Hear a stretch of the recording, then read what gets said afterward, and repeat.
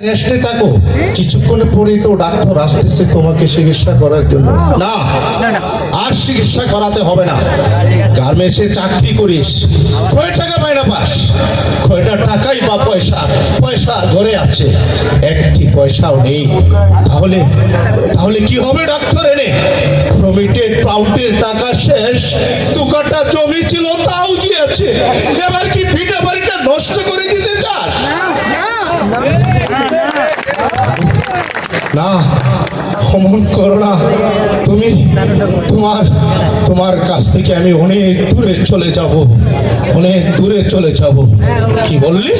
তুমি আমার কাছ থেকে অনেক দূরে চলে যাবে?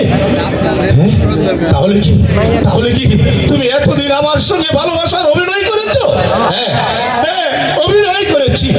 তুমি তুমি তুমি নারী নও, তুমি বিশ্বতর সর্পিনী।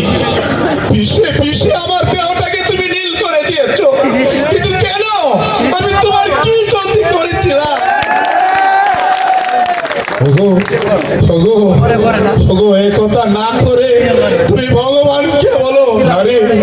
নারে পারুল, ভগবানের দোষ দৃষ্টি হলো অভিশাপে তাদের, যারা 90 কোটি ভারতবাসীর মুখের গ্রাস কেড়ে নিয়ে চিনিমিনি খেলেছে, যারা কাঁদতে বেজাল বেশি মানুষের মুখে তুলে দিচ্ছে মুঠো বিষ, যারা অভিযোগ কর তাদের বিরুদ্ধে, যাদের কি হাল খুশির দাম মিটাতে পিতা মাতা অস্তিত্ব হয়ে পড়ে আছে।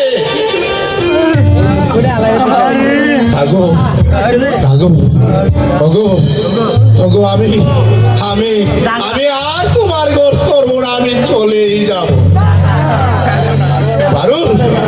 পারুল, মা কালী দেবীর মদ আমি খাওনি না। এপ্রিল ফুল, আজকে 1 এপ্রিল, লোককে ঠকাবার দিন, তাই আমি একটু মাতালের অভিনয় করেছিলাম। সামথিং ড্রিঙ্ক, আই মিন একটু খেয়ে ফেলেছি। ওনার কন্যা ইচ্ছা হলে আমার কাছে বিয়ে দেবেন, ইচ্ছা না হলে না দেবেন, তাতে যুদ্ধ ঘোষণার কোনো প্রয়োজন মনে করি না পিতা। বিয়ে করা না করা এটা হলো আমার ইচ্ছে, বিয়ে করার এতটুকু ইচ্ছে এবার নেই। আপনি এর সংকল্প ত্যাগ করুন পিতা।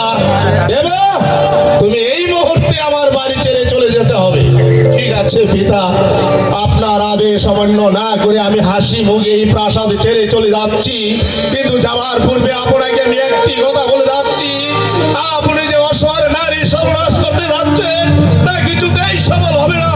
কারণ চম্পানগরের রাজ শক্তি এতটুকু দুর্বল হলেও সে রানী রয়েছে শত সহস্র সন্তান, তার হাতে আপনার হতে হবে একদিন প্রস্তুত। সেদিন এই দুলাল ছাড়া আর কেউ যাবে না আপনাকে উদ্ধার করে আনতে।